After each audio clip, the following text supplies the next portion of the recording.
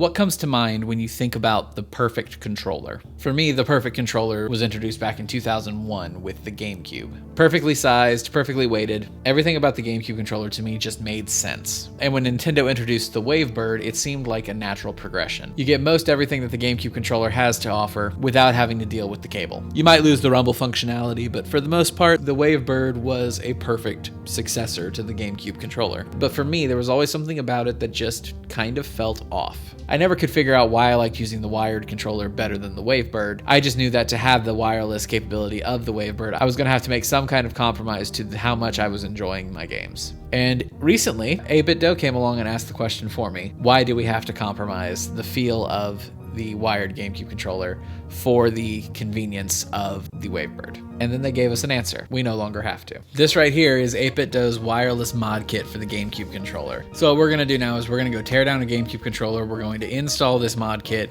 and see if this lives up to the hopes that I've put on it.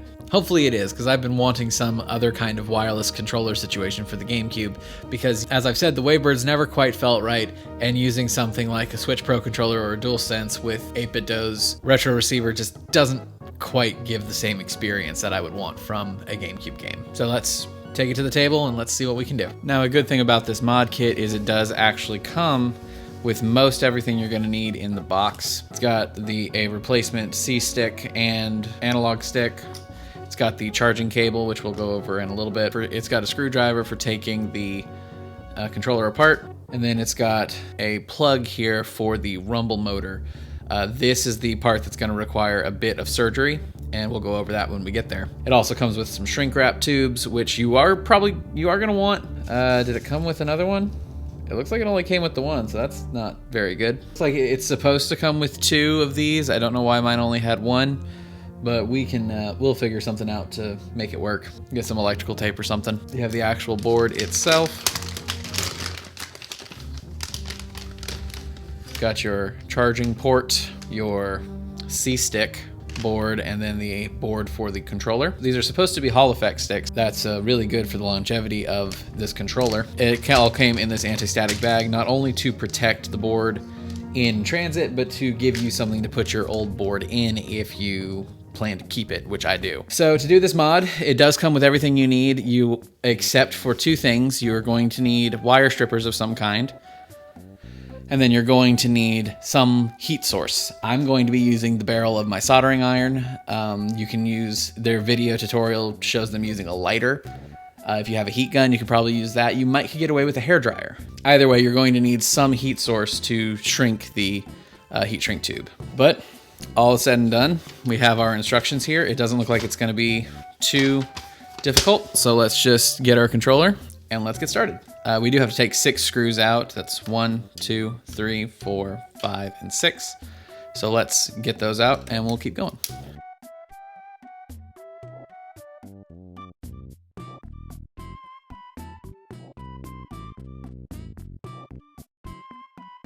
And then that should just lift up and off. Got our back here. The whole thing should lift out. What's holding me in here? There we go. Ew. Well, that's kind of gross. Luckily, we're not going to be reusing this board, so I can just kind of let the grossness of that go to the wayside. We do want to salvage the button membranes though. And then from this, you're going to want to get this black bit and the rumble motor. You can do that by just sliding these here out of these little channels. And that'll free the black piece, and then all you have to worry about is this wire here for the motor itself, which we should be able to just lift out. There we go. Now, I don't know if you actually need to do the rumble motor if you don't want to in this mod, but I'm going to go ahead and do it because I have the ability to. But just, you want to cut this wire in a place that's long enough for you to be able to strip it and add it to this guy. but you want to leave enough here that if you ever decide to put this controller back the way it was, you can have enough to reattach the rumble motor to it. So I'm going to cut it roughly halfway. About right there. That should be enough space for both of those decisions. So for either of those if I choose to. I can take that off, set it to the side because we're pretty much done with that. I'm going to go salvage the buttons. I'm going to go clean this up a little bit because that's kind of disgusting right there. I'll be right back. There we go. That's better. Now, if you want to do any button swaps or new membranes, now's the time. Just going to drop our buttons back in. Much like any Nintendo product, the buttons are designed to go, not only are they shaped all funky this time, but they're designed to go in a way that they're designed to go in a way that a button will only fit in one of the holes, which is good. Makes putting this back together a lot easier. It's not so bad so far. I feel like this probably needs to go in. I feel like the Z button probably needs to go in before. It kind of just fell out on me, so I didn't see when it fell. There we go, that's good. And that'll go in right there. So we want to make sure now that the sticks are where they need to be. C stick goes on this guy. And it's gonna go wind up like this, so that's correct. Free these L and R trigger things from their tape prison. And then we'll make sure this guy's attached as well. Okay, that feels good. So now we should be able to just drop this in place, right like so. Let's get these things moved up out of the way. Check, make sure all the buttons press like they're supposed to. And they feel good. So now we need to get this C button attached. Luckily, like with everything here, it can only go in one way. Press that in until it's firmly seated. And then we can drop the C button into place as well. That'll go right there. I don't know if that's the ideal layout for that. Feels good though. I feel like that's supposed to be seated in there a little further, but no, that's it. So I did want to just look and make sure there was no firmware update. There's not, as far as I can tell at least. So we are good to put this guy, start putting this guy back together. You want to make sure to add this. This is your charging port and your Bluetooth indicator lights. With the controller kit upside down like this, there's a little ribbon cable connector here. You want to flip this little black lever up, and you want to put this in to where the contact on the ribbon cable right there is going down. In there, it'll seat pretty well, and you can just close it down and you're good to go. So now we can actually start putting this guy together. This guy is going to flip up just like so and set in the controller port, or in the cable port there. I forgot to put the start button membrane back in place. Wonderful, beautiful, good job, me. And there we go. Next up, we're gonna want to get the rumble motor set up the way it needs to be. It does not say which color it should be, so that's a bad on you, 8BitDo, but I'm sure we can figure that out. Let's go look it up. I would assume it's black to black and white to red, but I don't want to assume because that's how bad crap happens. So theirs has a black on black and a white on, and their rumble motor has a black and red as well. Mine does not, so I'm gonna go black to black and white to red and just hope that that works. Since the since it didn't come with two things of shrink wrap, I think I'm gonna go the route of just electrical taping both of them just to make things a touch easier. And hopefully that'll be good enough. And like I said before, we're gonna go white to white, or black to black and red to white. We're gonna hope for the best.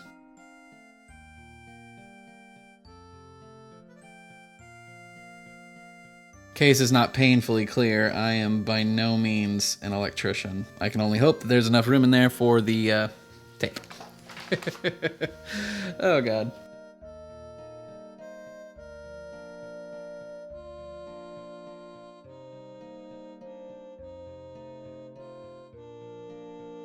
Good enough, I hope.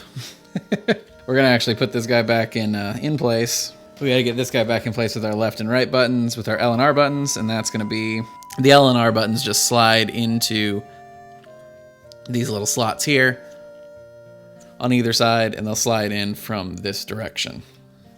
You just want to make sure that that contact point is facing up towards where the buttons is going to be. Right? Like so. And we do that for both of them. And we are good to set this guy in place. Right there, and they're going to overlap the actual analog levers here. Now, I think we were supposed to put this on earlier or attach it to the board earlier, but it's fine. We can do it now. Again, it's only designed to go in one way because it's going to have a bit of like a nub or a cutout, something that will only allow it to go in one direction. It looks like it's going to go in with the red on top, with the red above the black. So, okay, let's drop the motor in place and see if that might make it a touch easier. And we'll fully seat that here in a second. There we go. That worked. Slide that back in place and then fully seat that motor if it'll go. Make sure our C button is fully set. And I think we're ready to slide the back on. So when putting the back on, as you can see, the L and R buttons have these little sliders here to control the analog area. As you can see, they're at rest. They are pushed all the way up. So we're going to want to make sure these little nubs here are also all the way up, so that way they'll line up with these slots here. Make sure your Z button's in place, because mine fell out while I was fiddling earlier. Okay, something's getting held up. So this is where it's going to just be some trial and error to figure out where things are going weird. Push that down here, get it in the arm of the GameCube controller instead of trying to come up where the motor is, or instead of trying to come up where the L and R is supposed to be. There we go. Seems to have worked, and then we can pull it down tight. So once we put the screws back in, it should cinch it down, and we'll be good to go. And with this one, where the screws are actually going to hold it down, you really want to treat it like you would a car tire and just ease each one in most of the way before you come back in to actually like cinch it down.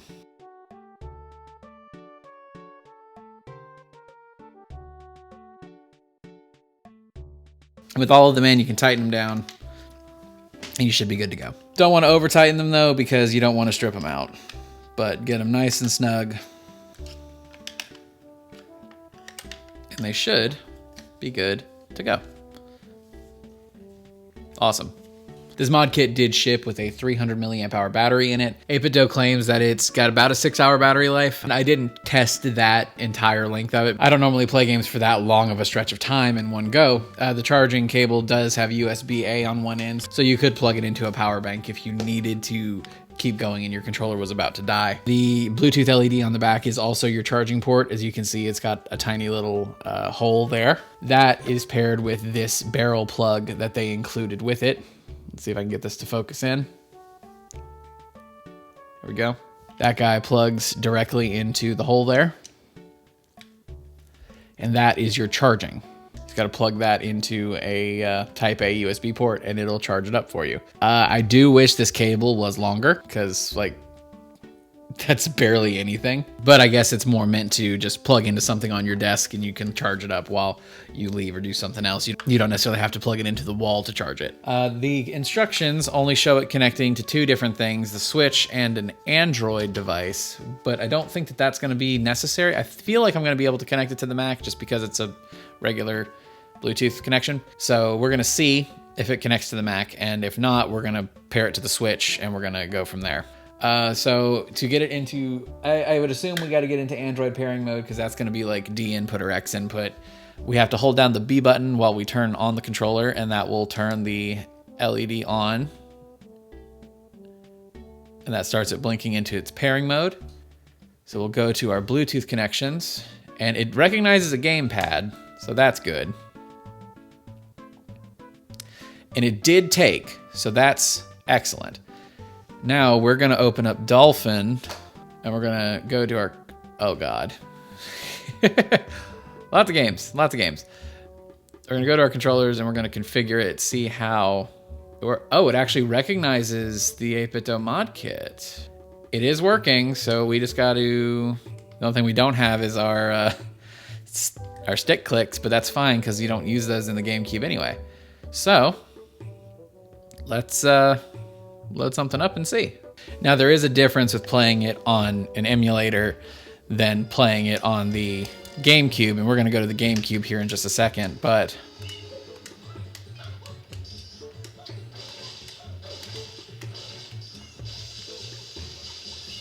that's nice. You got the full range of motion on that, so you can do this, or you can pop it and get our Mario firing mode. That's great. So as you can see here, I've got my GameCube set up and turned on, and this thing paired very easily. The only thing you have to do is you're going to use the Android mode again, and every time you if you turn it on, it will open into the last mode that it was in. To put it into Android mode, you have to hold B and press start to turn it on. That puts it into Android mode, but that also puts it into pairing mode. Like once it turns on like that, start it off. Hold down B and hold down the start button. That turns it on in pairing mode. And then you just have to activate pairing mode on the receiver. And they find each other. And as you can see,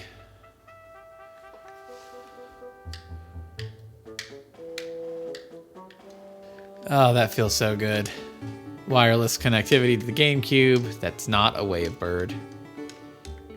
Now, I can't say for sure whether or not the rumble in this works. I don't remember when rumble turns on in certain games. Does Mario 6 Sunshine even have rumble? So I don't know if my shoddy wiring work actually didn't work, or if it just isn't supposed to have the rumble. Maybe I didn't seat the cable well enough. Either way though, this feels great. All the buttons work exactly like you'd expect them to. They all feel good. And it's just like using a Bluetooth connection. You're not losing anything over modern gaming, at least. It's not like you have to do this. You have to deal with a stupid amount of lag or something. It just works. If you're wanting a wireless controller that has that GameCube feel, then this is probably going to be the best option for you because it is that proper GameCube feel. Pair that with 8BitDo's wireless receiver for the GameCube, and assuming you already have a GameCube controller, then you've got yourself basically a Wavebird for 50 bucks, which is really good considering how much these guys go for these days. Now, if you're just wanting a wireless controller for the GameCube and you're starting with nothing, it's a little bit harder to sell this on because not only do you have to get the mod kit and then the wireless receiver, but you'd also have to get a GameCube controller. And at that point, all three of them together are anywhere from $60 to $80, and that's getting into the range of a Wavebird with its receiver. But even then, I still think that this might be the better option because after you're done, you've got a Bluetooth controller that you can use with your computer or your Switch or your phone or anything like that, whereas the Wavebird is just for the GameCube. So long as you're not diehard set on that 2.4 gigahertz frequency and can deal with the slight bit of latency that Bluetooth introduces, then this is definitely the go-to for a wireless GameCube controller. So what do you guys think of this mod?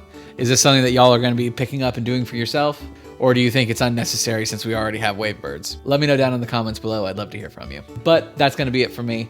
If you like the video, make sure to hit that like button down below. And if you like what I do here, then hit subscribe. It helps me out a lot. Thank you guys so much for being here, and I look forward to bringing you even more videos just like this one as the days go on. So again, thanks for watching, and I'll see you in the next one. Have a good one, y'all.